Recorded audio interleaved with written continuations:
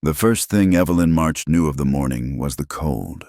It was a living thing in the small cabin, a presence that seeped through the chinks in the log walls and settled deep in her bones. It was the same cold that had claimed the Wyoming prairie for months, the same cold that lived now in the empty space beside her in the corn-husk mattress. She opened her eyes to the familiar gray light, a pale, watery wash that promised no warmth, only the continuation of another day. For a full minute, she lay still, listening. The only sound was the wind, a low, mournful cry that swept down from the Laramie Mountains and scoured the flatlands, rattling the single-glass pane in the window frame as if demanding entry. Her husband, Nathan, had always hated the wind. He'd said it was the sound of a lonely god shouting into the void. Evelyn had once found his words poetic. Now she just found them true.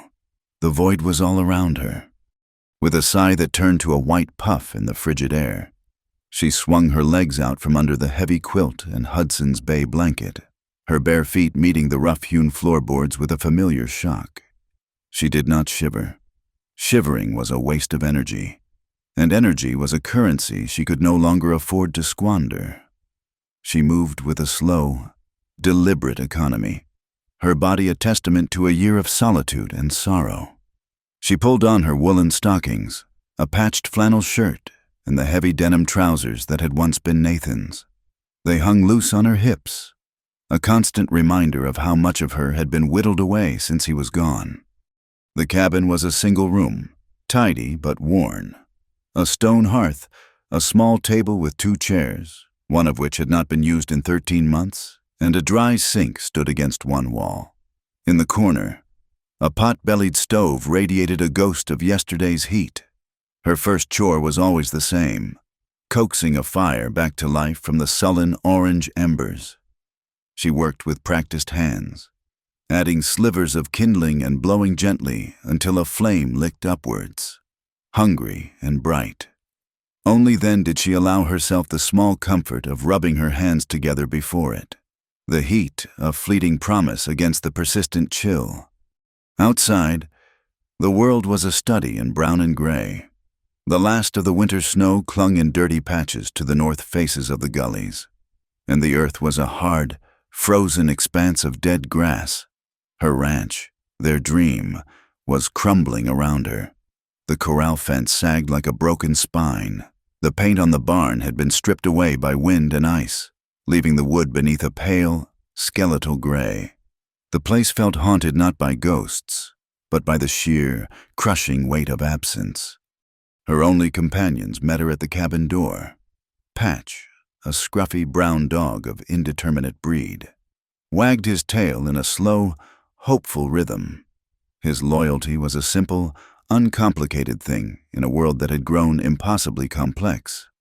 She scratched him behind the ears, the rough fur a comfort beneath her calloused fingers. In the corral, 2 old draft horses, Samson and Goliath, snorted plumes of steam into the air, their massive heads lifting as she approached with a bucket of oats. They were all that was left of the livestock.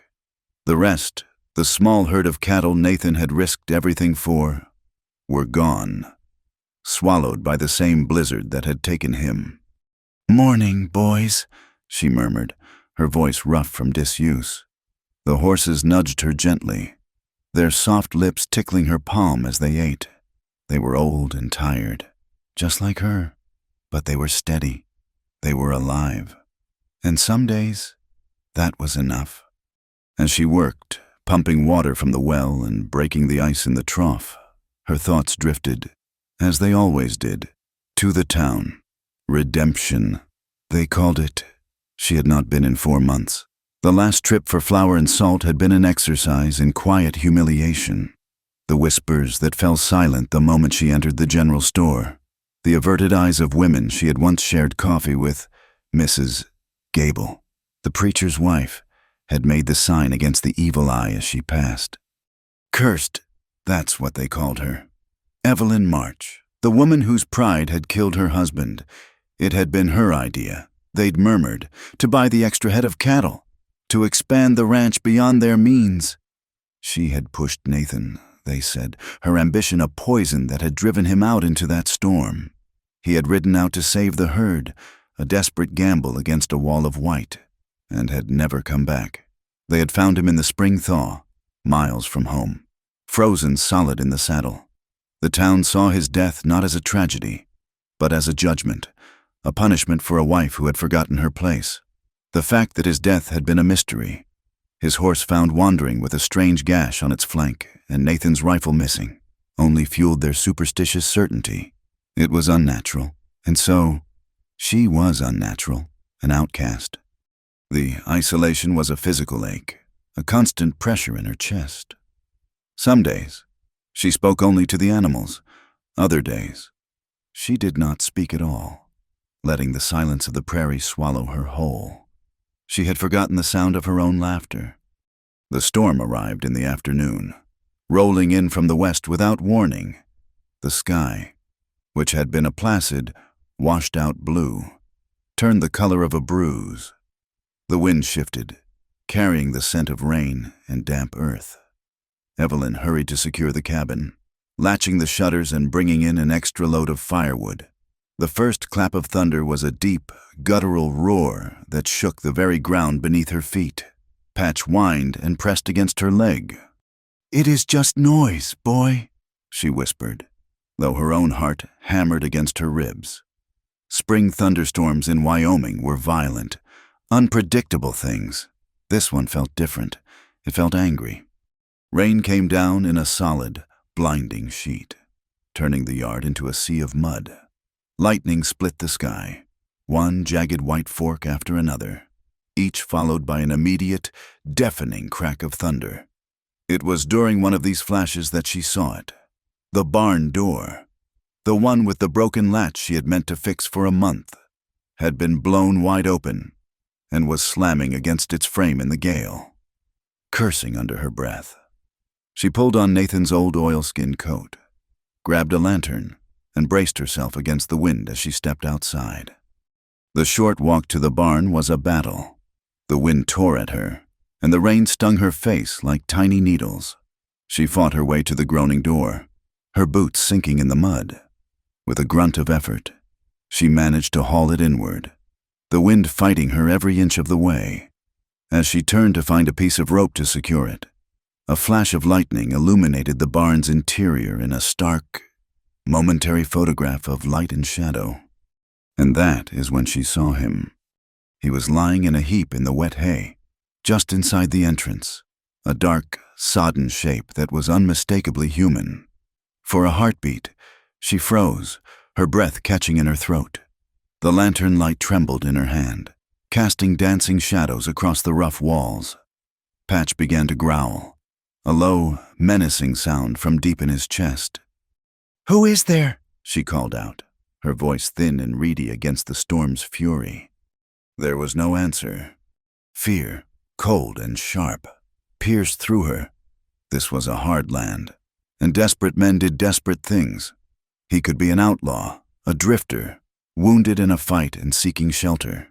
Or he could be playing dead, waiting for her to get closer. The nearest neighbor was 5 miles away. The town was 20. No one would hear her scream. The safe thing to do was to close the door and leave him, barricade herself in the cabin and wait for morning.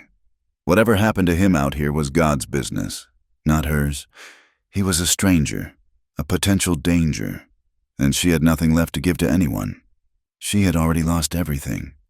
She took a step back, her hand reaching for the splintered edge of the door. But then another bolt of lightning lit the sky, and in its fleeting, brilliant glare, she saw the dark stain spreading in the hay around his head. She saw the unnatural stillness of his form. He was not waiting. He was dying.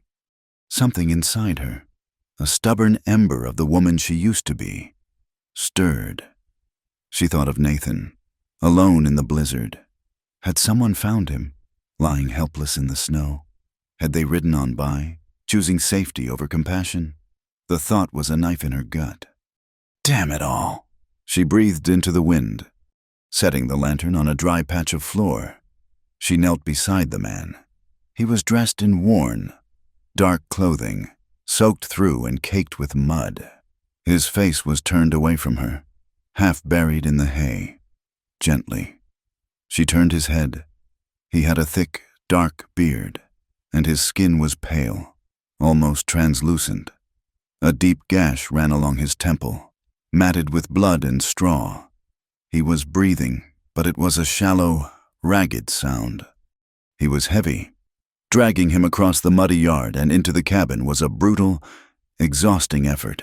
He was a dead weight, his limbs leaden and unresponsive. She grunted and strained, her muscles screaming in protest, slipping and sliding in the mud until finally she had him inside, on the floor by the hearth.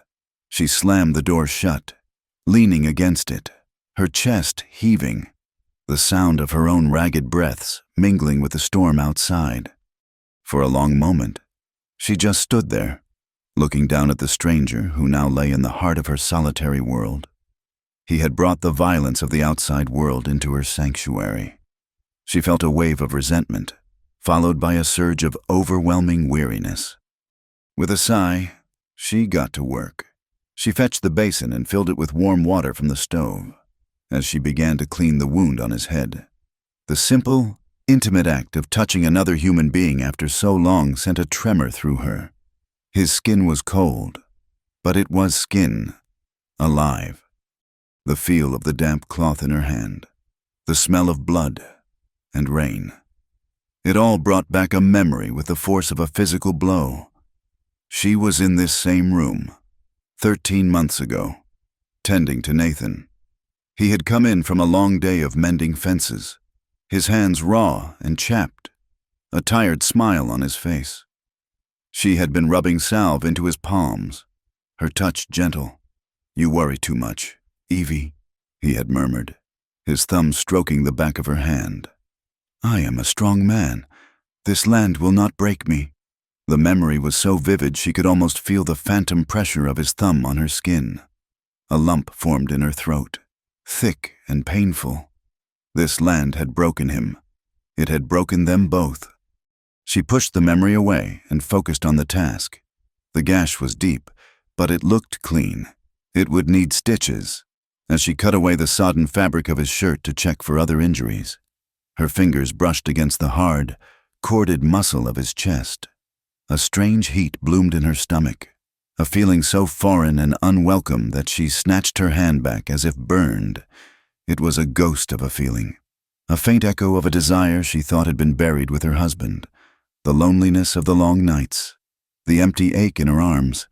It all came rushing back, a silent scream in the quiet of the cabin. She felt a deep, biting shame. How could she feel such a thing, with this half-dead stranger at her feet? It felt like a betrayal. Guilt was her constant companion, a shadow that followed her through the long, empty days. Guilt for the argument they'd had the morning he rode out. He had wanted to wait out the storm. She had been the one to point to the dwindling supply of feed, to the money they owed the bank. Her practical fears had sounded like accusations in the cold morning air. Had her sharp words been the final push that sent him into the blizzard's teeth?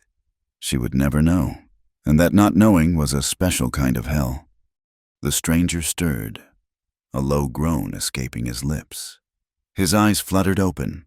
They were a startlingly clear blue, but clouded with pain and confusion.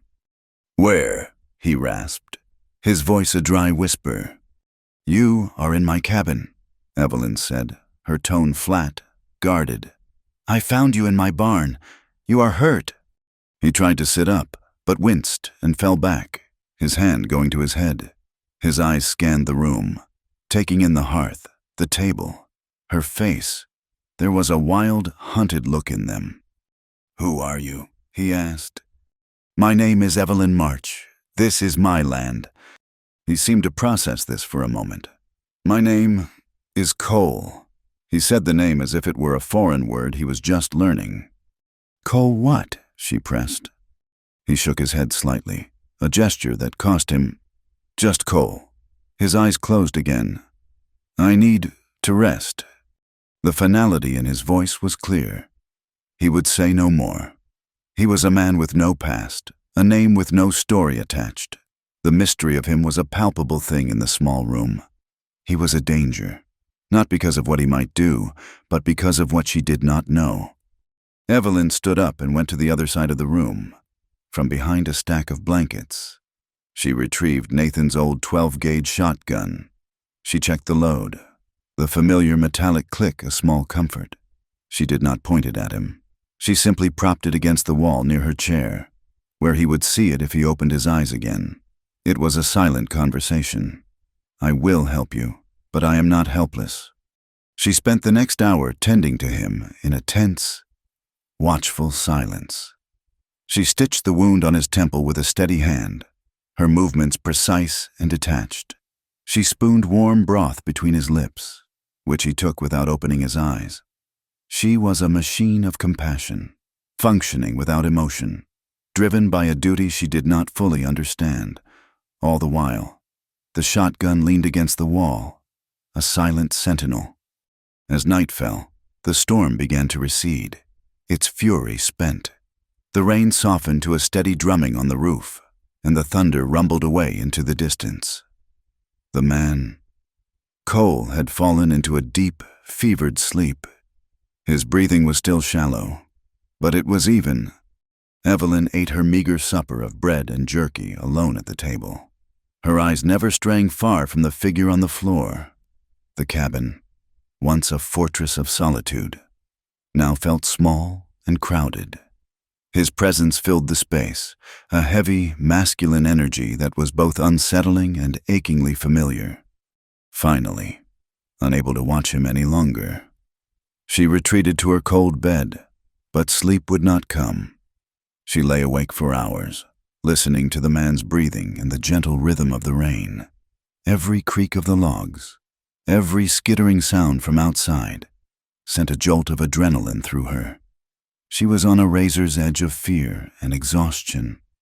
When she finally did drift off, her sleep was troubled. She found herself in a landscape of swirling snow, the wind screaming in her ears. She was searching, calling a name that was ripped from her lips by the gale. "Nathan!" Then, the dream shifted. The storm was gone. She was standing in the doorway of the cabin, and he was walking toward her, emerging from the bright sunlight. Nathan. He was whole and smiling, his familiar lopsided grin that had always made her heart ache. He was not frozen or broken. He was home. He reached for her, his strong arms wrapping around her, pulling her into an embrace she had yearned for until her bones ached with it. She buried her face in his chest, inhaling the familiar scent of pine, leather, and him. It was real. The warmth of his body, the steady beat of his heart against her ear, it was all real. "I am here, Evie," he whispered. "I am home." A sound escaped her lips, a raw, ragged sob of pure, unadulterated relief. The grief and the loneliness and the fear of the past year dissolved in that single, perfect moment. Tears streamed down her face, soaking the front of his shirt. She wept in her sleep, not from sorrow, but from a joy so profound it was painful. She was not alone anymore. He had come back. He had come back to her.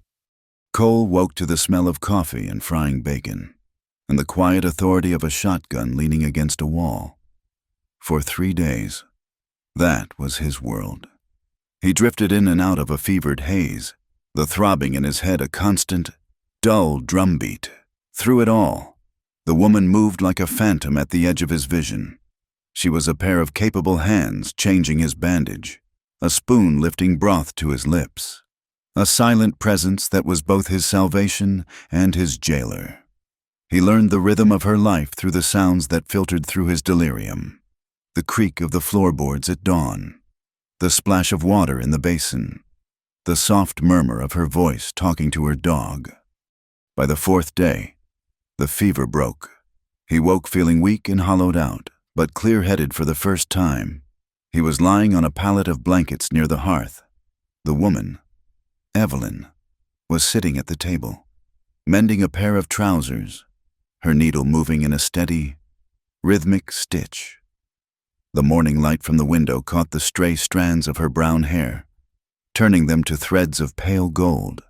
She was younger than he had first thought, but her face was etched with a weariness that went beyond her years. He watched her for a long time before he spoke.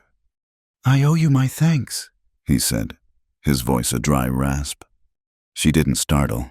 Her hands stilled, but her eyes remained on her sewing. Gratitude does not fill a larder. Her words were as hard and unyielding as the land outside. "I can work," he offered, pushing himself up onto one elbow. The movement sent a dizzying wave through him. "I am stronger than I look. I can mend your fence, chop wood, earn my keep until I am fit to travel." She finally looked at him then. Her eyes were gray, the color of the sky before a snowstorm, and they held a deep, assessing caution. "We will see," she said, and turned back to her work. And so began their strange, silent compact. Cole, as he had called himself, was true to his word. As his strength returned, he took on the chores that had been overwhelming her. He started with the woodpile, the steady thud of his axe echoing through the still air from sunup to sundown. He was a good worker, methodical and tireless. He rehung the barn door he had collapsed through, his movements sure and practiced. He mucked out the horse stalls and repaired the sagging corral fence post by post. Evelyn watched him from a distance. She watched him from the cabin window as she kneaded bread, her knuckles white. She watched him from the porch as she churned butter, the rhythmic thump of the dasher matching the anxious beat of her own heart. He was a walking contradiction, a ghost in her husband's world. He was built like Nathan, with the same broad shoulders and lean hips. He moved with the same easy, long-legged stride, but it was the smaller things that undid her. The way he would pause in his work and stare out at the mountains, his jaw set in a line of quiet contemplation, just as Nathan used to do. The way he soothed the old draft horses, his voice a low, gentle rumble that calmed their skittishness.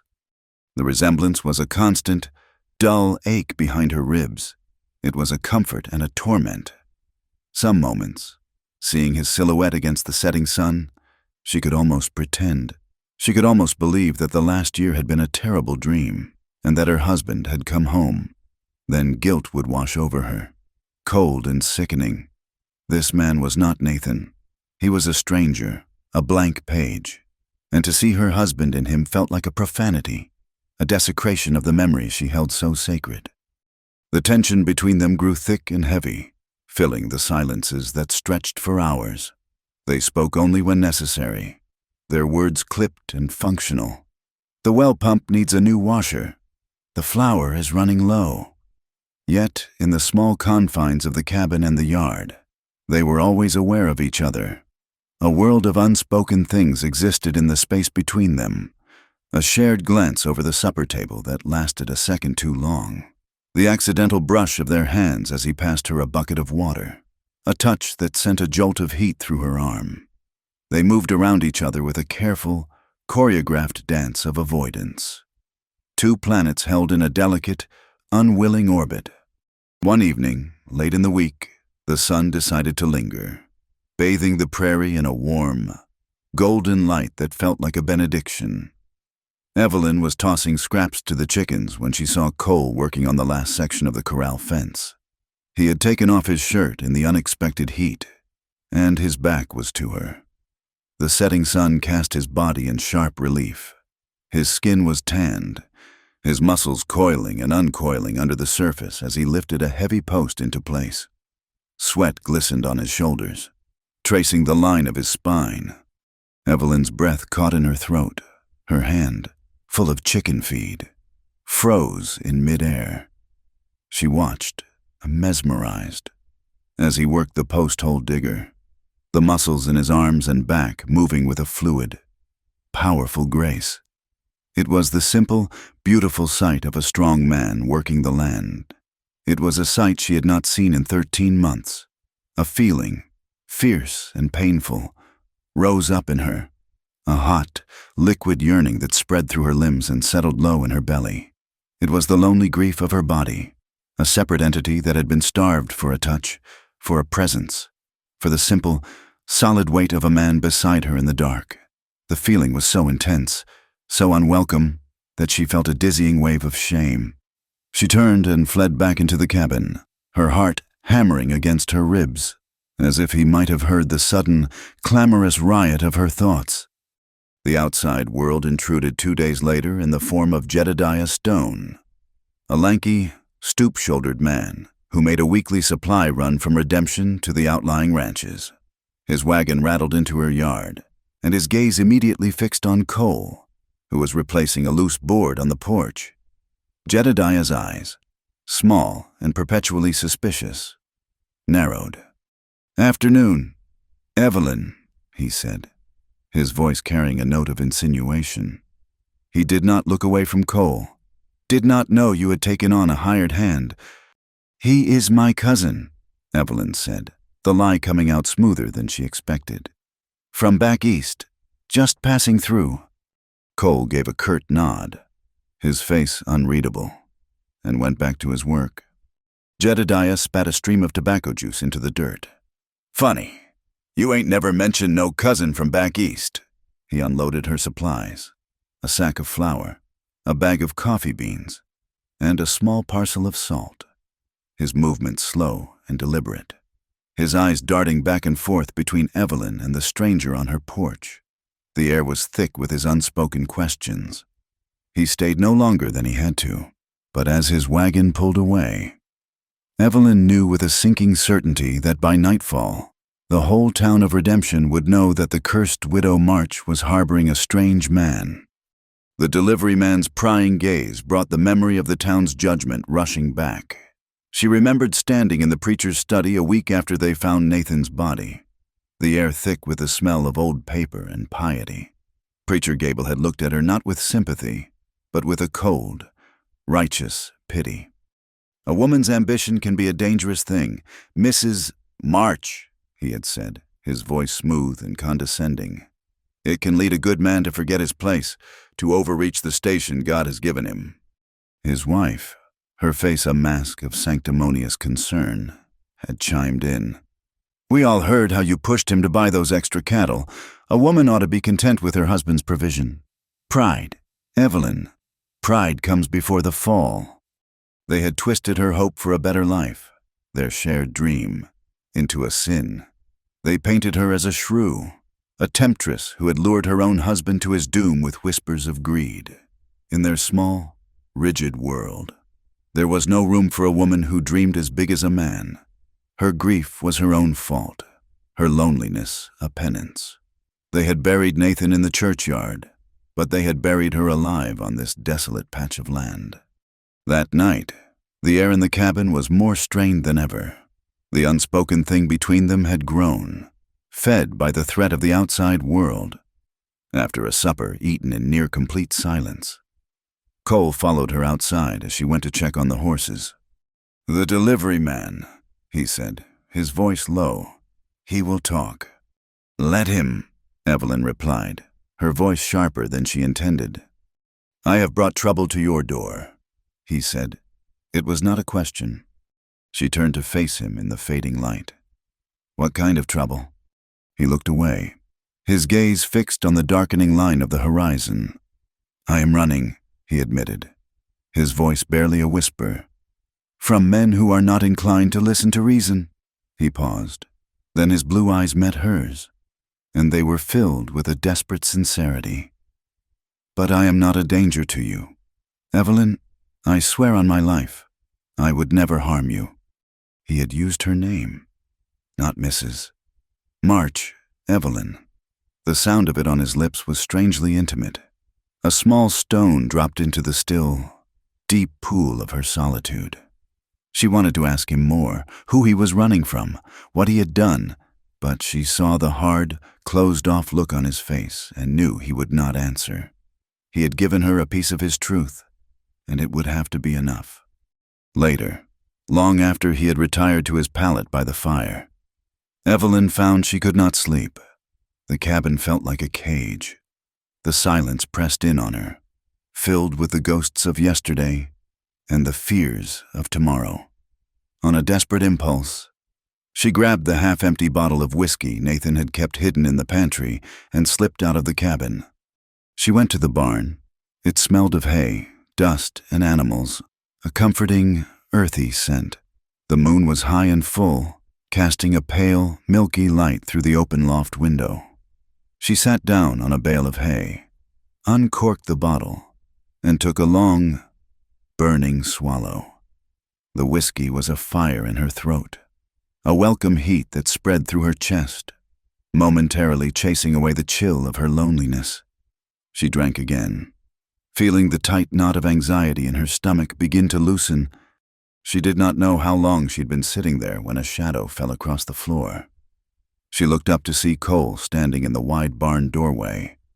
"I could not sleep," he said quietly. She did not answer, just took another sip from the bottle. He walked over and sat on a hay bale a few feet away from her, respecting her space. For a long time, they sat in a comfortable silence, listening to the horses shifting in their stalls and the distant cry of a coyote.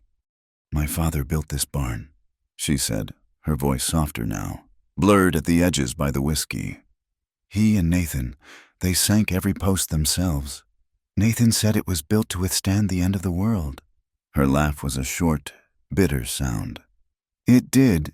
He did not." Cole remained silent, but his attention was a physical thing, a quiet invitation to continue. "He was a good man," she whispered, staring into the dark corners of the barn. "He just wanted more. For us. I did too. Is that such a sin, to want more than dirt floors and a leaky roof?" "No," Cole said, his voice a low rumble in the quiet. "It is not a sin to want to build a life." "The town thinks so," she said. "They think my wanting was a curse I put on him." She took a deep, shuddering breath. "Sometimes I think they are right." She finally looked at him. In the pale moonlight, his face was all angles and shadows. The guarded hardness was gone from his eyes, replaced by a deep, resonant sadness. He looked like a man who understood what it was to be haunted. "I lost someone too," he said, his voice rough with an emotion he could not hide. "My brother, he trusted the wrong men. So did I. That trust, it cost him everything. It almost cost me the same." It was more than he had ever told her. In that moment, they were not the widow and the stranger. They were just two people, adrift in the vast, lonely darkness, sharing the weight of their respective pasts. The space between them seemed to shrink, the air growing warm and thick. She did not know who moved first. She only knew that she was standing, the whiskey bottle slipping from her fingers into the soft hay, and he was in front of her. The loneliness was a physical, ravenous thing inside her, a hollow ache that demanded to be filled.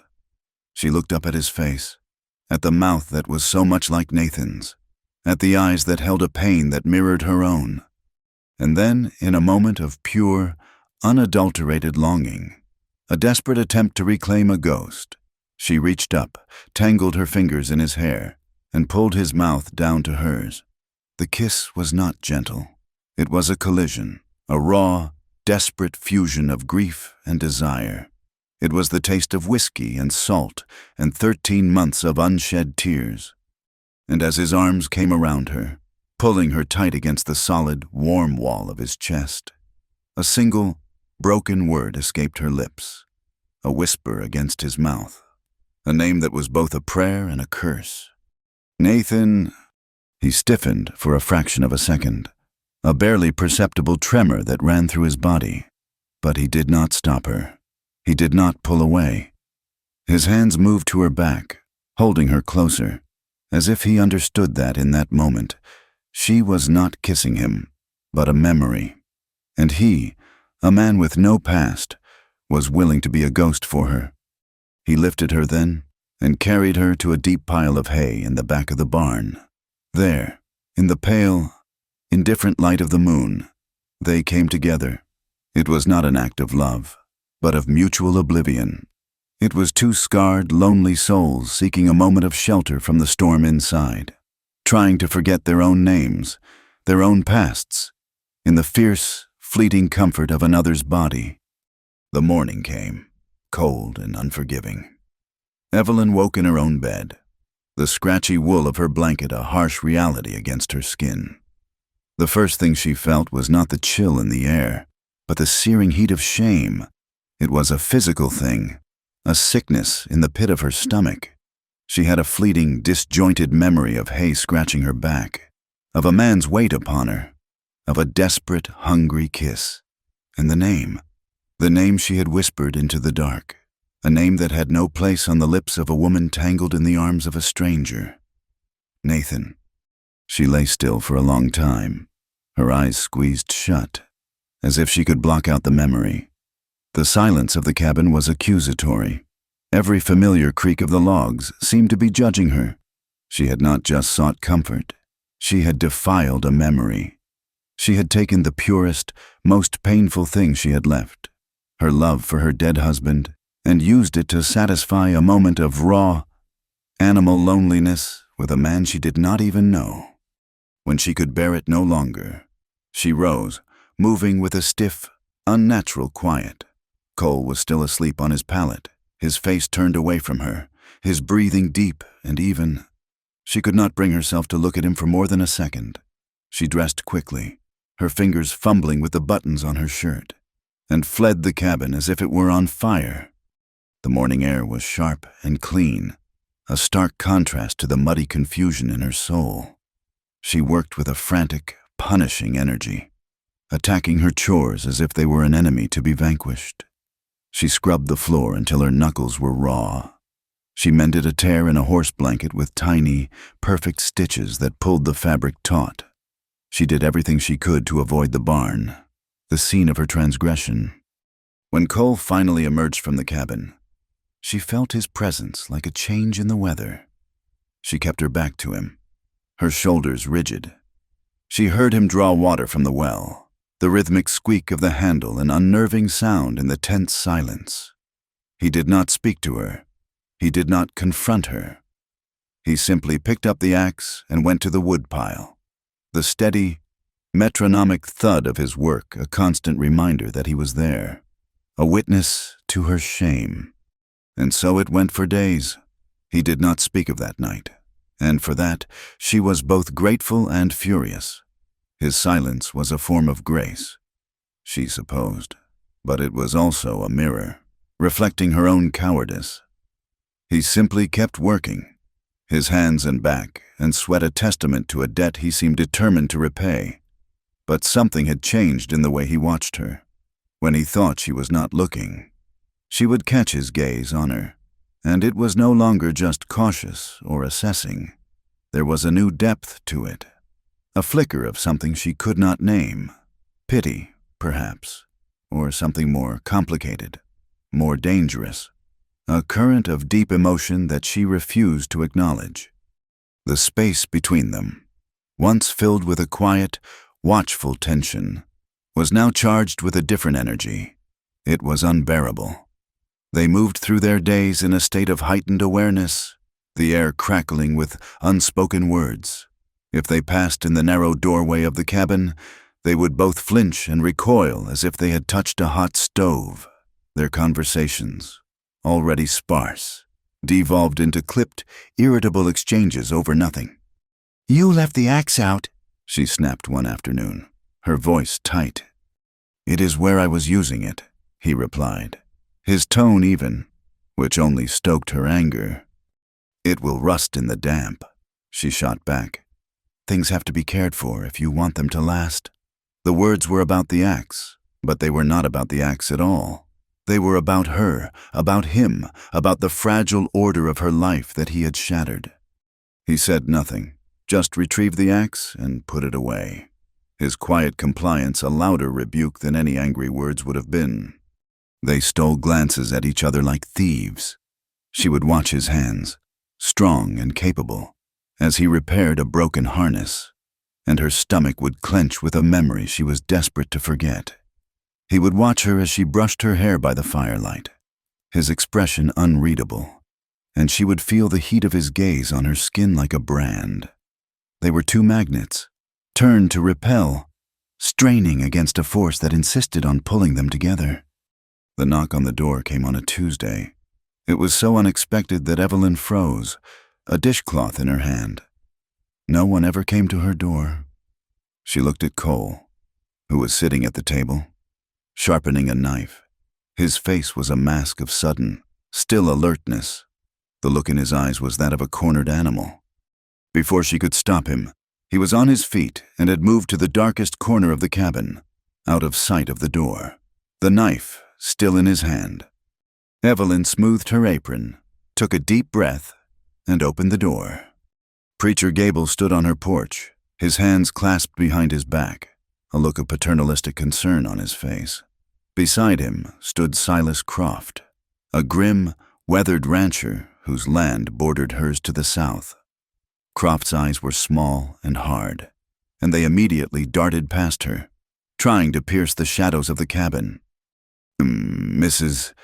March," the preacher began, his voice oozing a practiced sympathy that set her teeth on edge. "We were just passing by and thought we would check in on you. It has been some time since we saw you in town." "I have been busy, preacher," she said, her body forming a block in the doorway. "The spring chores are many." "Indeed," Silas Croft grunted, his gaze still roving. "Seems you have found some help for them chores. Jedediah Stone mentioned you had a visitor." The threat was clear. Hanging in the air between them, they were not here for a social call. They were here to inspect, to pry, to confirm the gossip that was surely running rampant through Redemption. "My cousin," she said, the lie feeling flimsy and transparent on her tongue. "From my mother's side. He is just resting before he continues his journey west." "Is that so?" Preacher Gable smiled, a thin, bloodless expression. "Well, we would be pleased to make his acquaintance. It is not often we get new faces in these parts." "He is not feeling well," Evelyn said quickly. "The travel has worn him out." "Another time, perhaps." She could feel Cole's presence behind her, a silent, tense weight in the corner of the room. She could only imagine what was going through his mind. Her heart pounded a frantic rhythm against her ribs. She was protecting him, she realized, and in that moment, it did not matter what had happened in the barn. He was in her house, under her care, and these men were a threat to him, to them. Silas Croft took a step closer, his eyes narrowing. "You know, Evelyn, a lone woman out here, it is not safe. There are all sorts of unsavory characters drifting through this territory.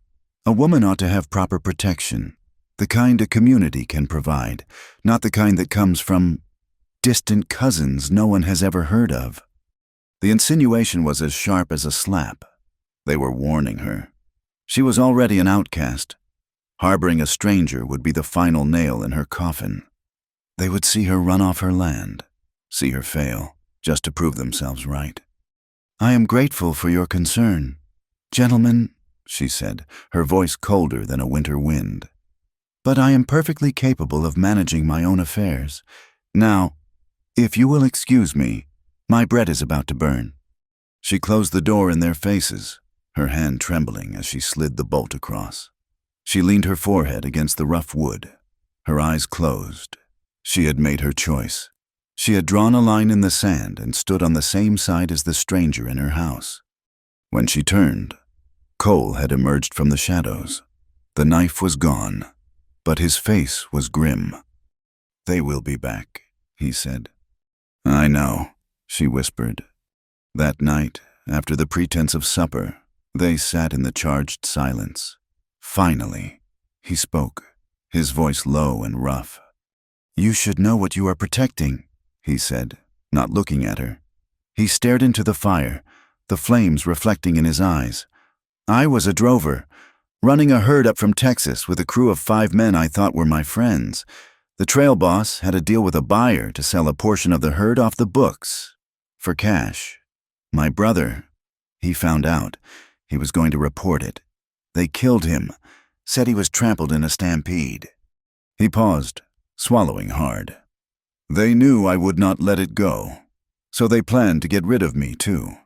They doctored the tally book, beat me half to death, and told the rest of the hands I was a thief and a killer. They strung a rope over a cottonwood tree. I only got away because one of them, a young kid, had a crisis of conscience and cut the rope.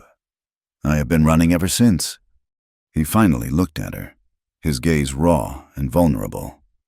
"That is the truth of it, Evelyn. I am not a thief, but I am a wanted man, and those men who are looking for me, they will not be as polite as your preacher." His story settled in the small room, a heavy, brutal truth. He was not just a drifter. He was a fugitive, hunted and alone. And she, in her own way, was the same. Hunted by the judgment of the town, exiled in her own home. "I have not been to town in 4 months," she admitted, her voice barely audible. "I cannot bear the way they look at me, the way they whisper. After Nathan died, they looked at me like I was a disease, like my grief and my ambition were something that could infect them. I feel safer here, alone, than I ever do surrounded by them." She looked at him, a sudden, terrifying clarity dawning on her. "I think I am beginning to feel unsafe everywhere." The storm rolled in just after midnight, a furious biblical tempest that seemed bent on tearing the sky apart. Rain lashed against the cabin, and the wind howled like a banshee. Each crash of thunder shook the floorboards, a physical assault that mirrored the turmoil inside her. She could not lie in her bed, listening to the storm and the steady breathing of the man on the other side of the room. The confrontation with the townsfolk, his confession, her own fear, it had all built up into an unbearable pressure inside her chest. She pulled on her boots and a coat and slipped out into the storm, heading for the barn. It was the only place she could think to go. It was the beginning and the end of it all. She stood in the center of the vast, dark space, the rain drumming a deafening tattoo on the roof. Lightning flashed, illuminating the hayloft in a brilliant, ghostly white. She wrapped her arms around herself, trembling not from the cold, but from the emotional wreckage inside her.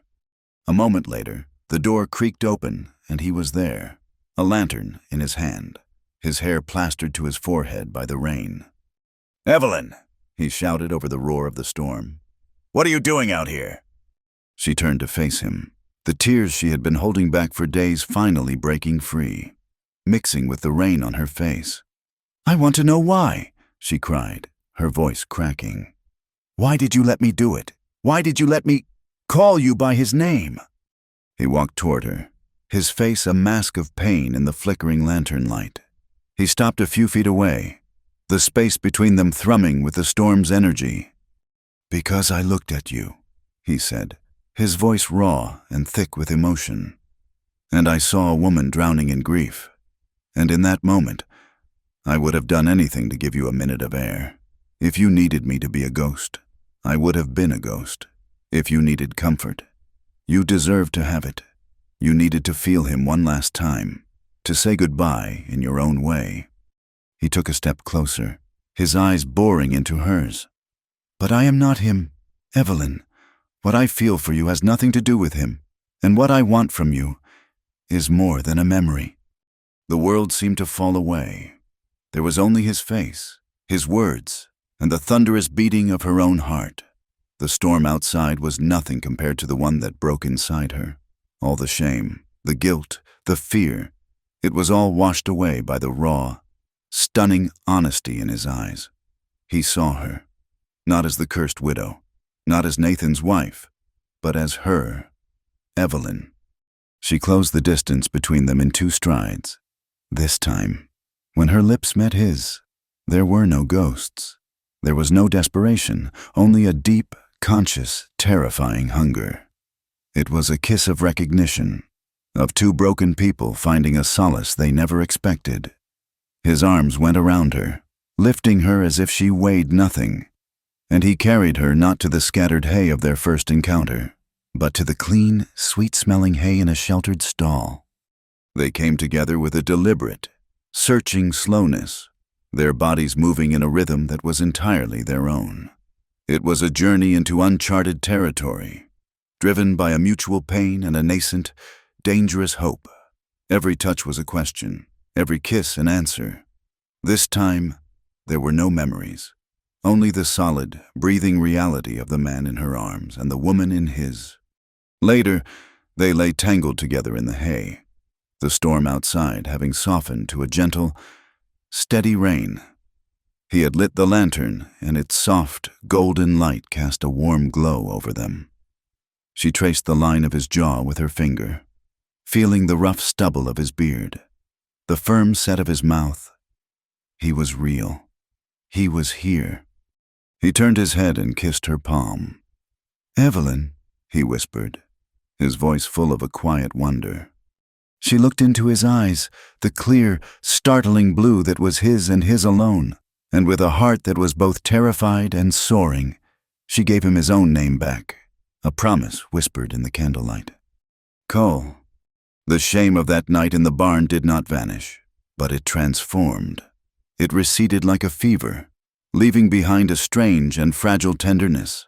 The silence that had been a wall of tension between them became a space of quiet understanding. They started their days sharing coffee by the fire, the silence comfortable now, punctuated by the simple sounds of the morning. A new rhythm established itself, a life built for two.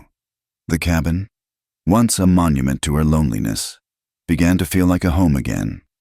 This newfound peace was shattered by the arrival of a horseman one sun-bleached afternoon.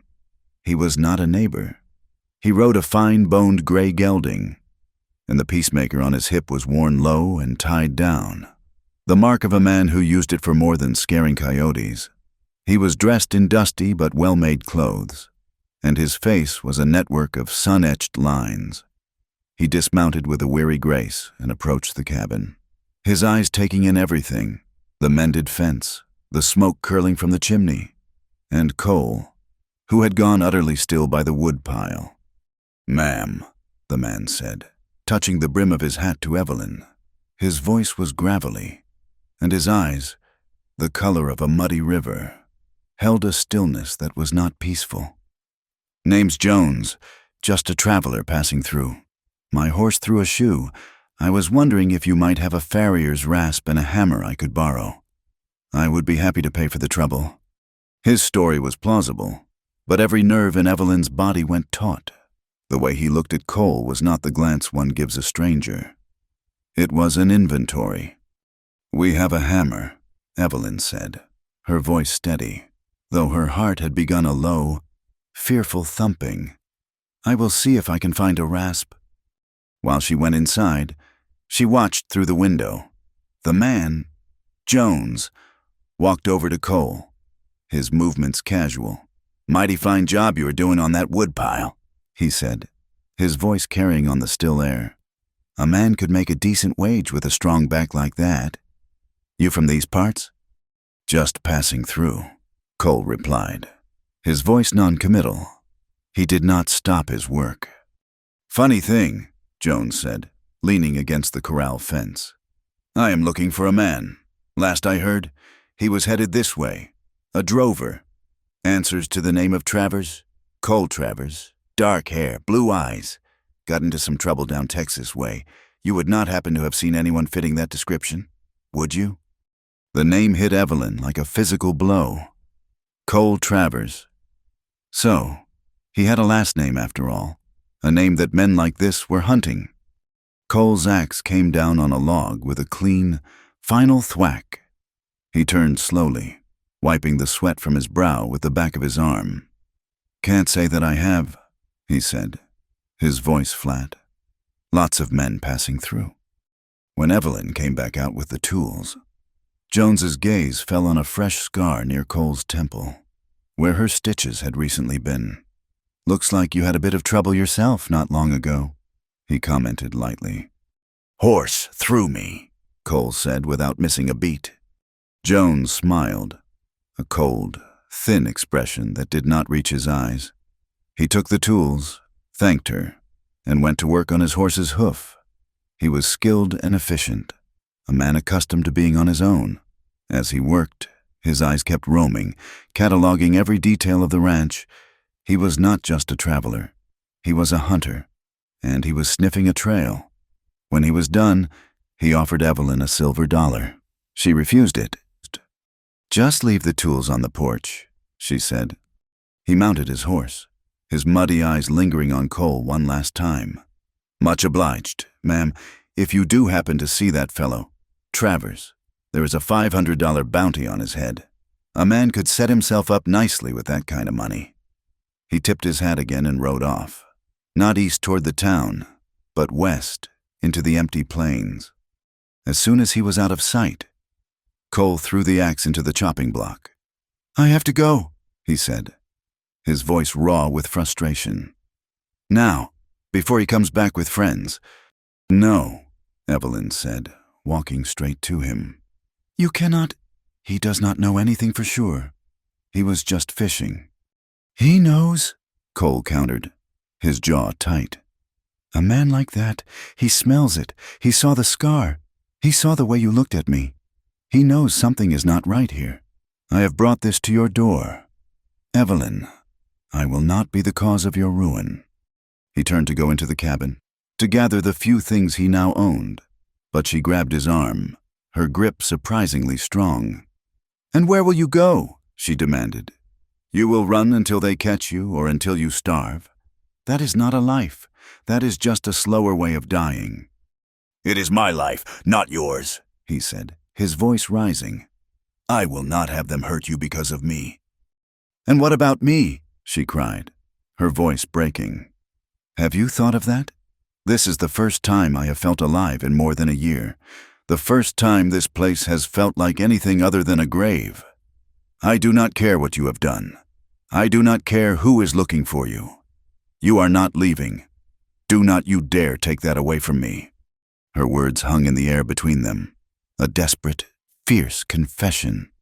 He stared at her, the anger and fear in his eyes slowly giving way to a look of stunned wonder. He reached out and gently cupped her face, his thumb stroking her cheek. "Evelyn," he whispered, as if the name itself was a prayer. He saw the truth in her eyes. She would not let him go. She was choosing to stand with him, against whatever was coming. And in that moment, he knew he was lost. From that day on, a quiet urgency settled over the ranch. The unspoken truth was that Jones, or men like him, would be back. Cole started teaching her things. He took Nathan's old rifle down from the mantelpiece, cleaned and oiled it with practiced hands, and took her out to a shallow gully far from the cabin. "You need to know how to use this," he said, his voice serious. "Not just to point it, but to feel it. It has to be a part of your arm." His hands were on hers, correcting her grip, showing her how to brace the stock against her shoulder. His body was warm and solid behind her, his breath stirring her hair as he spoke. The lessons were intimate, a strange courtship conducted over the smell of gunpowder and the sharp crack of a rifle shot. She was a quick learner, her aim growing steadier each day.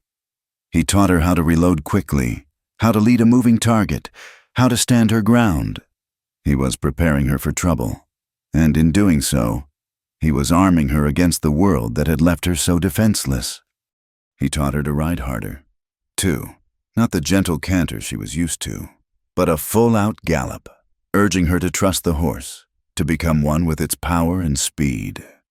They would race across the open prairie, the wind whipping at their faces, their laughter carried away on the endless Wyoming wind. In the evenings, they would sit by the fire, the threat of the outside world held at bay by the cabin's warm glow. They cooked together, their hands brushing as they peeled potatoes or stirred a pot of stew. They talked for hours, sharing stories of their childhoods, their small, forgotten dreams. She learned he was the son of a blacksmith, that he had always dreamed of seeing the ocean. He learned that she had once wanted to be a schoolteacher, that she had a secret love for poetry. They fell into a rhythm of domestic bliss that was made all the more precious by its fragility. They were living on borrowed time, and they both knew it. This knowledge stripped away all pretense. They shared honest laughter. They slept in each other's arms each night, finding a profound and desperate comfort in the simple act of holding on through the darkness. For the first time, Evelyn felt a flicker of something she had thought long dead. Hope. One rainy afternoon, while searching for an old jar of preserves in the back of the pantry, her hand brushed against a loose floorboard. Curiosity piqued. She worked her fingers into the crack and pried it up. Underneath, wrapped in a piece of oilcloth, was a letter. The handwriting was Nathan's. Her hands trembled as she unfolded the brittle paper. It was dated just 2 days before he died. "My dearest Evie," it began. "If you are reading this, it means I have failed, and the fear I have been carrying has come to pass. I have done a terrible thing, my love. But I did it for us. I did it to save this ranch. Our dream. The bank was going to foreclose. I saw no other way out. I took money from Silas Croft, a loan, he called it, but there was no paperwork, just his word and a handshake in the dead of night. He knew I was desperate. The interest he demanded was impossible. I have been paying what I can, but it is like trying to fill a bucket with a hole in it. He owns me, Evie, and he is starting to make threats. He wants more than the money back now. He wants this land. I am riding out to meet him tonight. I have scraped together every last dollar we have. I am going to give it back to him. Beg him to give me more time. I pray to God he will listen. I cannot bear the thought of him telling you, of you looking at me with shame in your eyes. Everything I have done, right or wrong, I have done because I love you more than this land, more than my own life. Forgive me. Yours always, Nathan." Evelyn read the letter twice, the words blurring through her tears. A great, shuddering sob escaped her. The guilt she had carried for over a year, the town's accusations, the belief that her ambition had killed him. It was all a lie. He had not ridden into that blizzard to save the cattle. He had ridden into it to save his honor, to save her from the truth. He had been running from a debt to a corrupt and powerful man, and that desperation had cost him his life. She walked to the hearth, the letter clutched in her hand. For a moment, she thought of taking it to the sheriff, of clearing Nathan's name, of exposing Silas Croft for the vulture he was. But what would that accomplish? The sheriff was a weak man, beholden to ranchers like Croft. They would twist the story, call Nathan a thief, and drag his memory through the mud. They would use it as another reason to condemn her. She looked at the flames. She had a choice. She could cling to the past, fight a battle she could not win, and let the town continue to define her by her husband's death. Or she could let it go. She could protect Nathan's memory in her own way, and in doing so, free herself to build a future. Her future. With Cole. Slowly, deliberately. She fed the letter to the fire. She watched as the flames licked at the edges of the paper, turning the ink to ash, turning her husband's last, desperate words into smoke. It was a funeral pyre for her old life. The rumors from town, fanned by Jedediah Stone and Silas Croft, soon grew into a firestorm.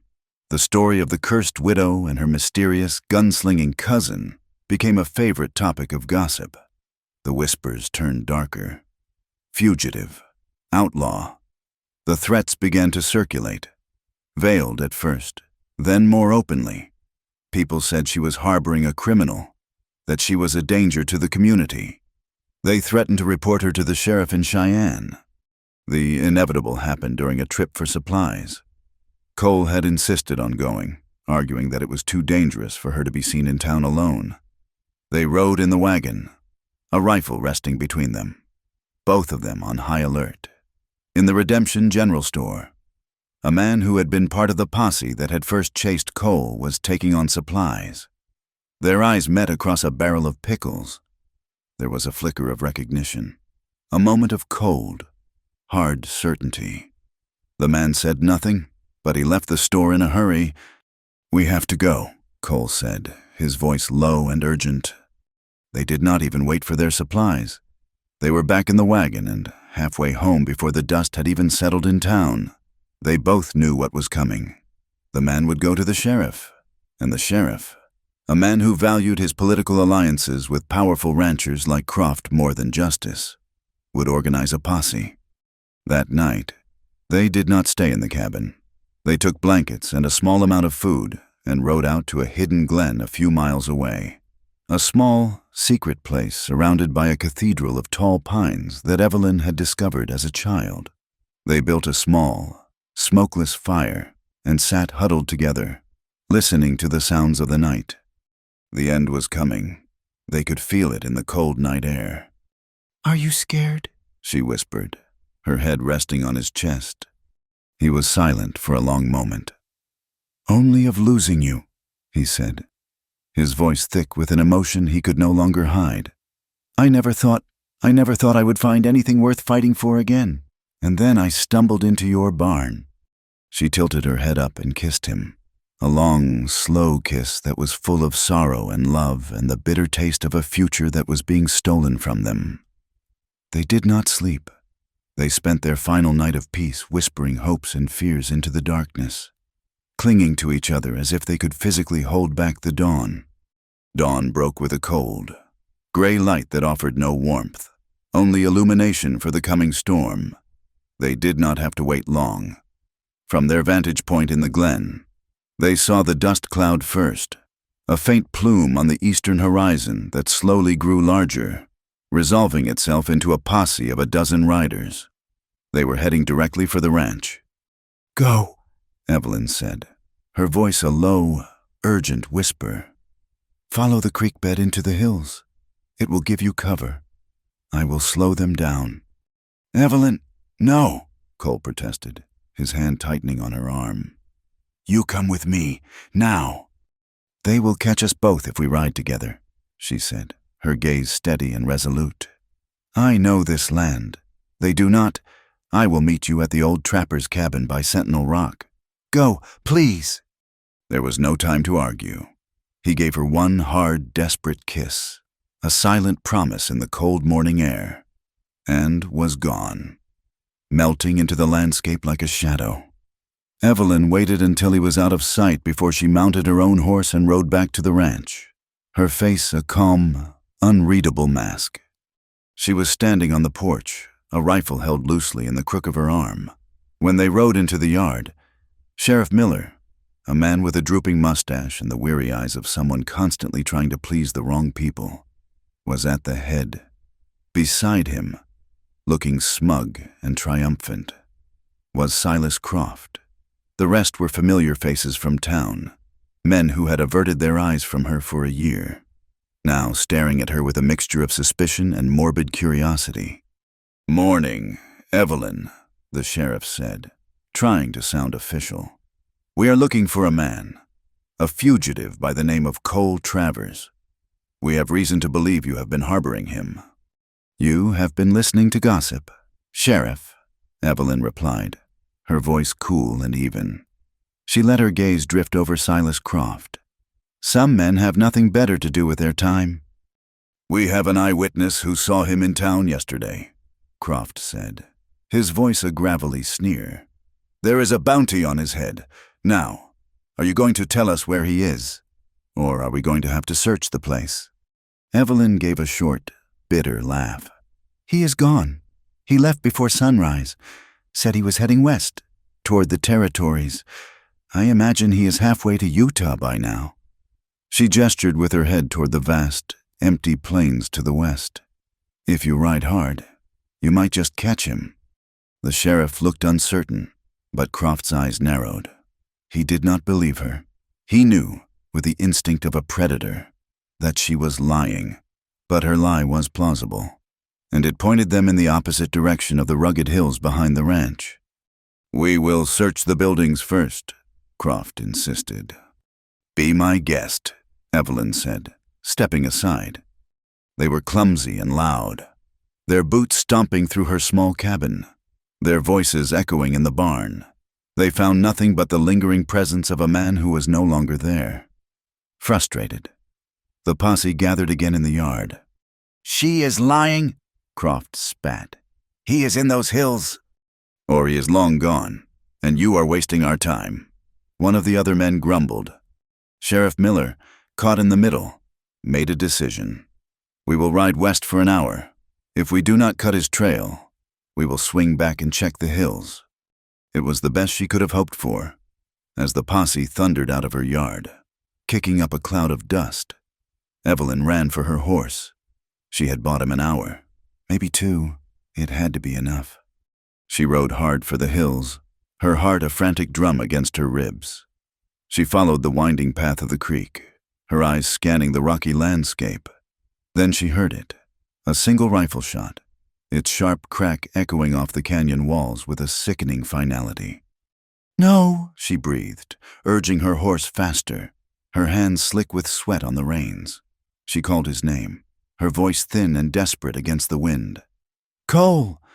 She found him half an hour later. He was lying near a cluster of boulders, his face pale and beaded with sweat, his horse grazing peacefully nearby. A dark, wet stain was spreading high on his left shoulder. He had been making his way toward Sentinel Rock when one of Croft's men, a tracker who had circled back on a hunch, had cut him off. Cole had been forced to double back, and the tracker had gotten off one lucky shot. "Evelyn," he gasped, his eyes clouded with pain. "I am here," she said, kneeling beside him, her hands hovering over the wound, afraid to touch it. "I am here." Getting him back to the ranch was a nightmare. He was weak from blood loss and could barely stay in the saddle. She had to ride beside him, her arm around his waist, holding him steady, her own small frame straining under his weight. Every step the horse took seemed to send a fresh wave of agony through him. By the time they reached the barn, he was barely conscious. She helped him slide to the ground, his body a dead weight against hers, and half dragged him into the familiar, dusty shadows of the barn. She eased him down onto a pile of clean hay, the same stall where they had made love, where she had finally called him by his name. The irony was a bitter, metallic taste in her mouth. She lit a lantern and cut away the blood-soaked fabric of his shirt. The bullet had gone clean through, high on the shoulder. It was a blessing. She knew, but the wound was bleeding freely, and his skin was cold and clammy. She pressed a clean cloth against it, her hands shaking so badly she could barely hold it steady. And then, the dam of her control finally broke. A great shuddering sob tore through her, a sound of pure, unadulterated rage and grief. "Damn you!" she wept, the tears streaming down her face, her voice a raw, broken whisper. She was not speaking to him. She was speaking to the whole cruel world, to the town that had judged her, to the men who were hunting them, to a God who seemed to take pleasure in her suffering. Damn it all! She sobbed as she worked, her movements frantic and clumsy. She cleaned the wound with whiskey, ignoring his sharp intake of breath. She packed it with cobwebs to staunch the bleeding and bound it tightly with strips of linen. She was crying for Nathan, for the life she had lost. She was crying for Cole, for the life they might never have. And she was crying for herself, for the woman who was forced to kneel in the dirt and blood, trying to piece together a life from the wreckage of men's violence. Cole's eyes fluttered open. He was shivering, his face pale in the lantern light. He reached up with his good hand and touched her tear-streaked cheek, his fingers surprisingly gentle. "Evelyn," he breathed, his voice a faint, fevered rasp. "Do not talk," she whispered, her voice thick with tears. "Save your strength." "I love you," he said, his words so soft she almost did not hear them. He tried to smile, a weak, crooked thing. "I think I have, from the first night, when you stood over me with that shotgun. You were the most beautiful, terrifying thing I had ever seen." His words struck her with the force of a physical blow, silencing her sobs. He loved her. In the midst of this chaos and pain, he had given her the one truth that mattered, the simple, profound, and heartbreaking truth. He loved her, and she loved him. The realization settled over her, not with a burst of joy, but with the solemn, heavy weight of absolute certainty.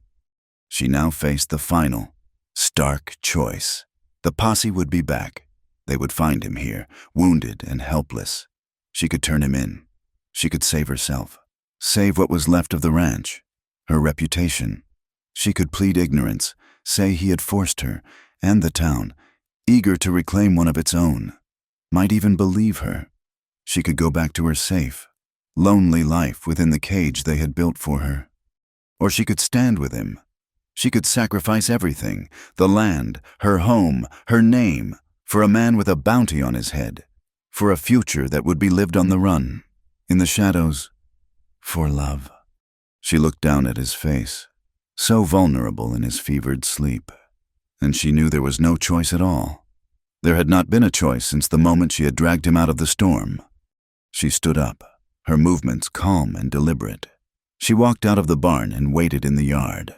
An hour later, the posse returned, their faces grim with the failure of their search. "He is not here," she said, before they could even speak. She walked directly to Sheriff Miller, stopping so close he had to look down at her. "But I know where he is, and I know who you should be arresting." A murmur went through the men. Silas Croft's face darkened. "Evelyn, this is no time for games," the sheriff warned.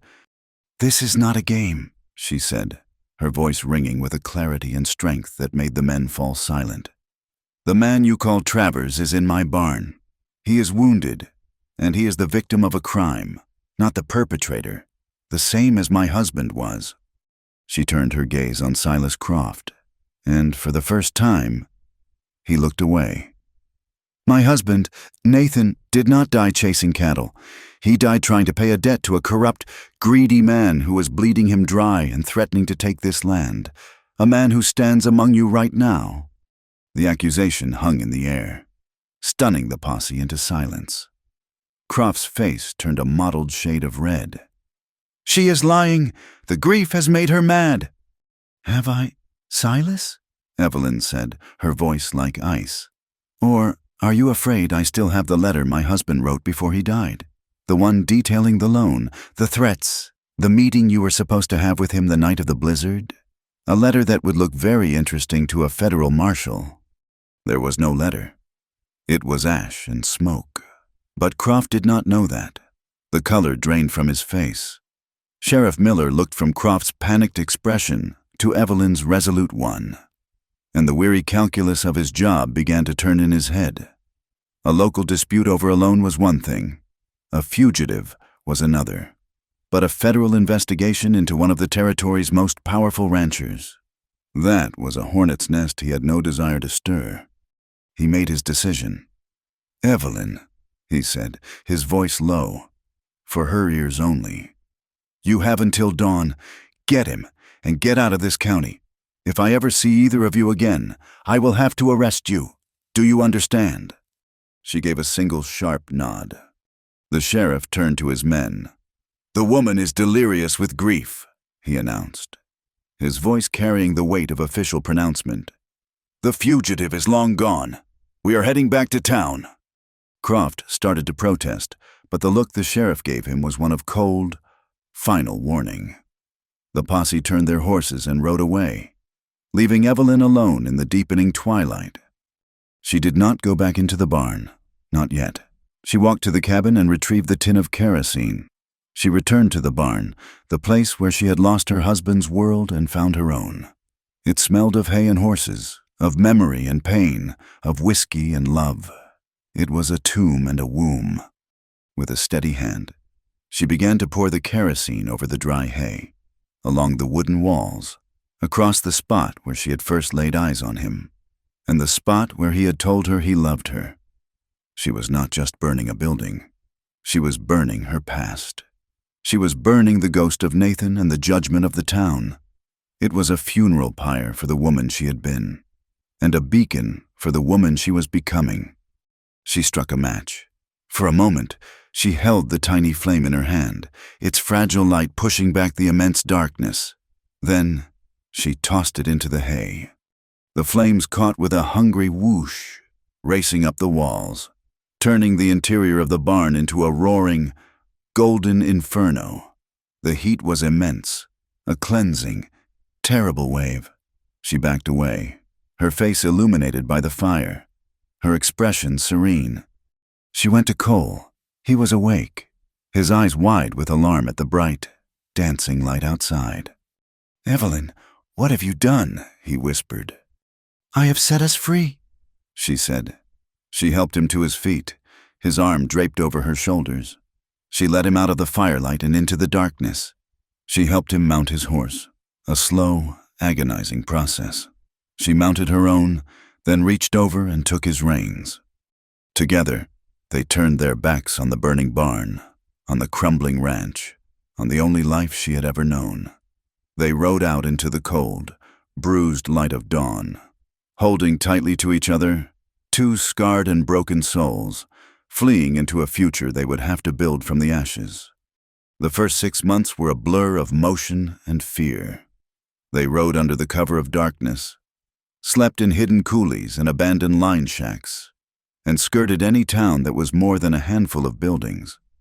Cole's wound healed slowly, a constant, dull ache that he never complained about, but which she saw in the tight set of his jaw. She tended to it with a fierce devotion, her hands, once instruments of a lonely grief, now becoming instruments of healing and love. They lived on what little money she had sewn into the hem of her dress and what they could hunt. There were days of gnawing hunger and nights of shivering cold, but through it all, they had each other. The world had been stripped down to its barest essentials, survival, and the quiet, unwavering presence of the person beside you. They traveled north into Montana territory, where the sky seemed bigger and the land felt less haunted. They found a small, secluded valley with a creek that ran clear and cold, and a piece of unclaimed land that no one else had wanted. It was there they stopped running. Under the names of John and Sarah Miller, they filed a claim on a quarter section of stubborn, rock-strewn earth. Their first home was a crude dugout, burrowed into the side of a hill, but it was warm and it was theirs. Life was still a battle, waged daily against the unyielding land. They cleared stones from the earth until their hands were cracked and bleeding. They felled trees and, log by log, began to build a small, proper cabin. They worked from the first hint of light until the last vestiges of twilight faded from the sky, their bodies aching with a weariness so profound it was almost peaceful. But it was a shared weariness, and in that sharing, there was a quiet joy. Evelyn found herself smiling again. At first, they were small, fleeting things. A slight upturn of her lips when Cole told a dry, funny story about his childhood, or when their scruffy dog, Patch, who had made the entire journey with them, chased a rabbit in frantic, clumsy circles. Then, one day, as they were trying to raise a heavy roof beam into place, Cole slipped in the mud and sat down hard with a comical look of surprise. A sound bubbled up from Evelyn's chest, a sound so foreign she barely recognized it. It was laughter, a full, genuine, throat-clearing laugh. Cole looked up at her, covered in mud, and his own tired face broke into a wide, brilliant grin. The sound of their shared laughter, echoing in the quiet valley, was the sound of a new foundation being laid, one far stronger than the stones beneath their cabin. Cole's scars began to fade. The angry red line on his shoulder softened to a pale silver, a faint tracery on his skin, but it was the scars inside that healed the most. The hunted, wary look in his eyes was slowly replaced by a calm, steady confidence. He no longer woke with a jolt in the middle of the night, his hand reaching for a gun that was not there. He was a man planting roots. His past a distant country he no longer had to flee. Her own scars were fading, too. The deep, invisible wounds of grief and guilt were knitting themselves back together. She still thought of Nathan, but the memories were no longer sharp-edged shards of pain. They were softer now, like worn, smooth river stones. She remembered his kindness, his easy laugh, the dreams they had shared, and she felt a gentle, quiet gratitude for the man he had been, not a crushing guilt for the man he had become in her memory. Her love for him had been real, a cornerstone of her life. But she was learning that a person could have more than one cornerstone. A person could build a new house entirely. They remained cautious, secretive. Their trips to the nearby town of Harmony, a small but growing settlement, were infrequent and purposeful. They kept to themselves, offering polite but brief greetings to their neighbors. Their story, a simple and vague one of a couple from back east seeking a new start. They knew that a single slip of the tongue, a single familiar face from their past, could unravel everything. This constant vigilance was a part of their bond, a shared secret that deepened their intimacy. They learned to communicate with glances, with the slightest touch of a hand, in the quiet of their small cabin. They built a world that was entirely their own, a sanctuary fortified by trust and a love that had been forged in fire. One day in late summer, a wagon rattled into Harmony, a large canvas banner proclaiming its owner to be A.P. Monroe, traveling photographer and purveyor of permanent likenesses. Evelyn saw it while buying flour at the general store. An idea, bold and sudden, took root in her mind. A photograph was a statement. It was proof of existence. It said, "We are here, together." She found Cole by the creek, reinforcing the bank against the spring melt. There is a photographer in town, she said, her voice betraying none of the sudden nervousness she felt.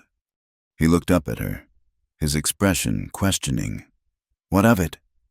I want him to take our picture, she said.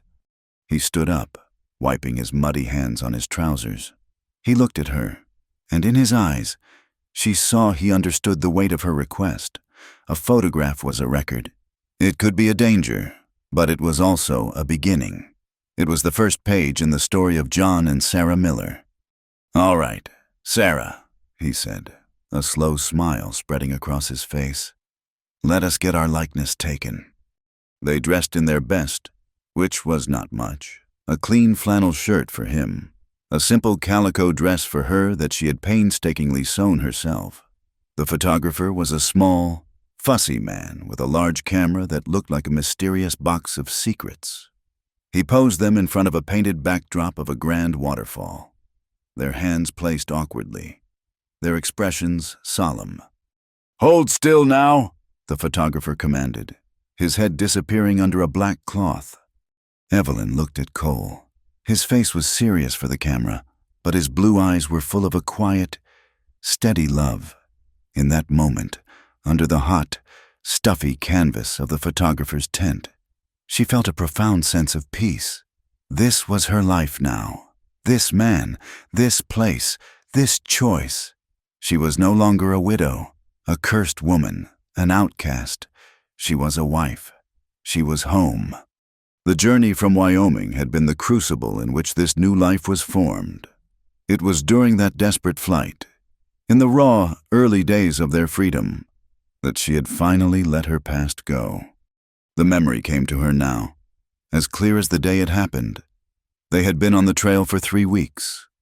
Cole was still weak, and she had been carrying the weight of their survival, her grief for Nathan a heavy, familiar shroud. In her saddlebag, she still carried his old, battered hat. It was the one thing of his she had grabbed in her frantic departure from the cabin. It had seemed an essential thing to save, a last piece of him. But as the days passed, its presence began to feel less like a comfort and more like an anchor, holding her to a shore she had already left. One afternoon, they stopped by a wide, slow-moving river to water the horses. She took the hat out of her bag. The felt was worn thin, the brim stained with his sweat and the memory of his hands. It smelled of him, of pine and dust and home.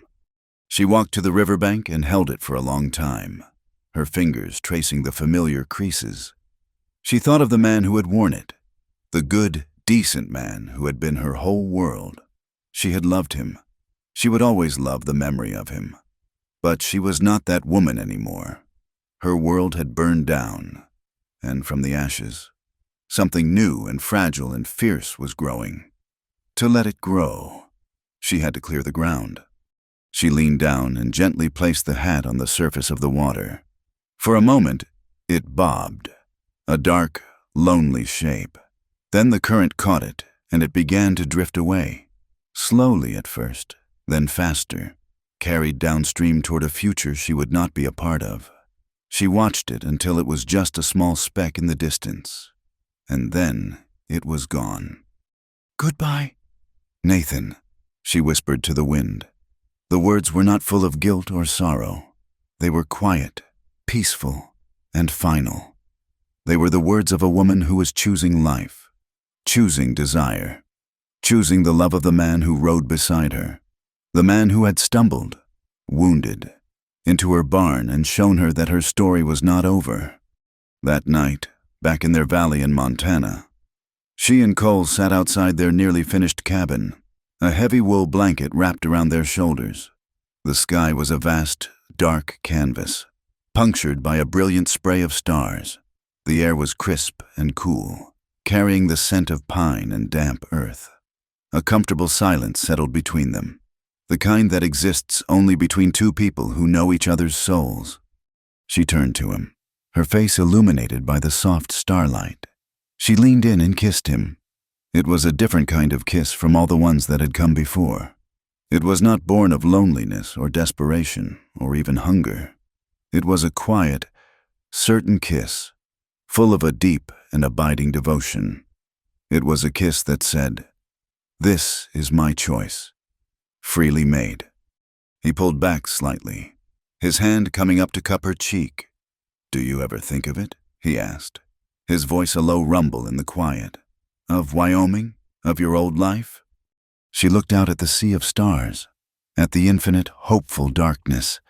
She thought of the cold, lonely cabin, of the judgmental eyes of the town, of the woman she had been, trapped in a prison of grief. And she thought of the journey that had brought her here, to this man, under this sky. "Only to remember how far I have come," she replied softly. He said nothing, just pulled her closer. She rested her head on his shoulder, and her hand found his, their fingers entwined, a comfortable, familiar fit. Two scarred souls, sitting together in the vast and silent wilderness, still choosing each other against all odds. Thank you for listening to our story from the Wild West Campfire. Let us know where you are tuning in from in the comments so we can all connect, and be sure to subscribe and share your thoughts in English.